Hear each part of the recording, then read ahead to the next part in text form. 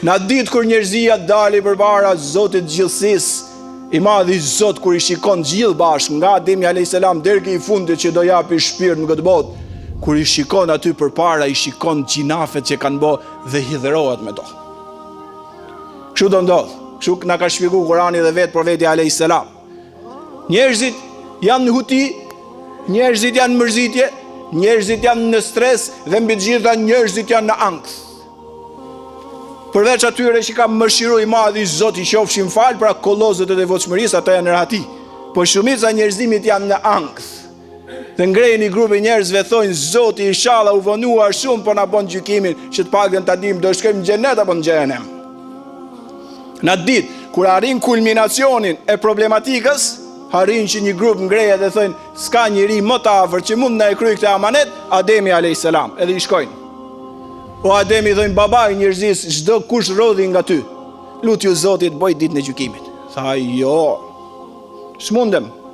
Tha pse nuk mundesh? Tha sot shunduesi suprem është shumë I hidhur. S'ka qenë ndonjëherë kaq I hidhur përpara, s'do të jetë ndonjëherë mbrapa kaq I hidhur. Kam frikë të lutem atij.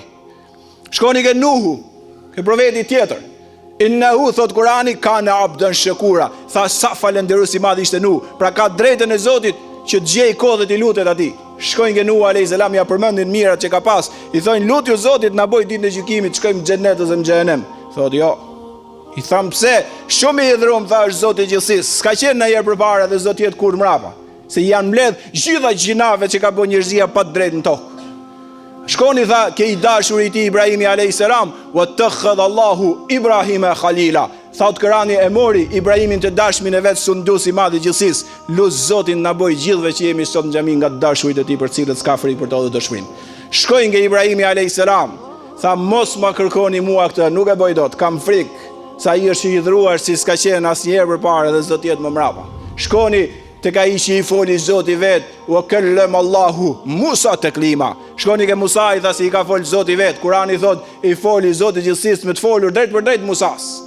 Musa I nuk e merr përsipër këtë amanet madh. Tha kam një frikë të madhe të I drejtohem këto çaste, Zoti gjithësisë është shumë I hidhur. Tha shkoni ke Isa alayhis salam. Shkojnë ke Isa, një amanet që edhe ai nuk e merr dot. Kurani çfarë tha? Asa e yeb'athaka rabbuka maqaman mahmuda. Tha falu shumë natën Muhammed, se do t'jap një vend të nderuar në botën tjetër që se ka askush. Dhe ju falte shumë natën, dhe kur shkojnë ke Isa a.s. nuk pranon. Tha shkoni ke vula e madhe e profecisë. Tha shkoni ke Muhamedi a.s. Dhe vinë dhe e takojnë profetin Muhammed a.s. Fa subhanallah al-azim për nga nurin atë ditë. Fa subhanallah al-azim për nga besimi I madh që ka pas Zoti në gjithësisë. Fa subhanallah al-azim për nga namazi I natës dhe faljet e mëdha që ka bërë. Fa subhanallah al-azim për nga krenaria që ka në ditë gjykimit, për mirësinë që dha për gjithë botën. Çdo musliman sot që bën mirë dhe muslimane I shkojnë shpërblimet dhe atij se është sebepi I parë dhe kryesor. Than Muhammed, lutju të madhit Zot ta hapi ditën e gjykimit, shkojmë në xhenet ose në xhenem. Menduan që do thot, jo, mos ma kërkoni.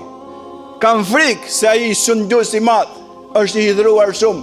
Pa I tha tjetër, se ja kishte vulos, ja kishte premtu dhe Kurani kishte qenë I qartë. Asa shpreso, e yeb'athaka rabbuka maqaman mahmuda. Shpreso Muhammed, fuqishëm me besim, vazhdon këtë rrugë dinjitoze që je. Bëu shembull I rrugës time, vepro vepra të mira gjatë gjithë kohës dhe shpreso që do t'jap nderin e madh.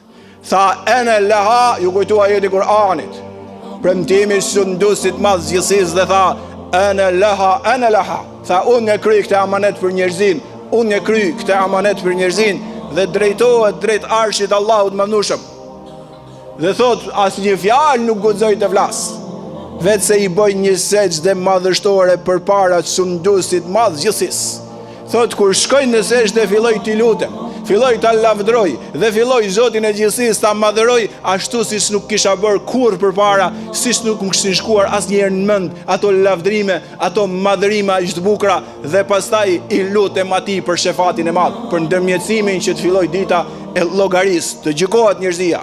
Dhe sundusi I madh I gjithësisë ai që nuk e thyn kurrë premtimin. Asa e yeb'athaka rabbuka maqaman mahmuda. Tha shpreso, me dinjitet të madh dhe me devotshmëri të madhe, që Zoti do t'japi nderin e madh, do t'japi pozicionin e lartë. Folet për këtë çast. Tha, ngreu Muhamet, çau nga sejdja. Tu dëgjuan lutjet dhe madhërimet. Lutu dhe do të pranohet. Kërko shefat, se unë ty ta jap atë. Se ajo është shëndjoz i madh dhe ja jep kujt doj.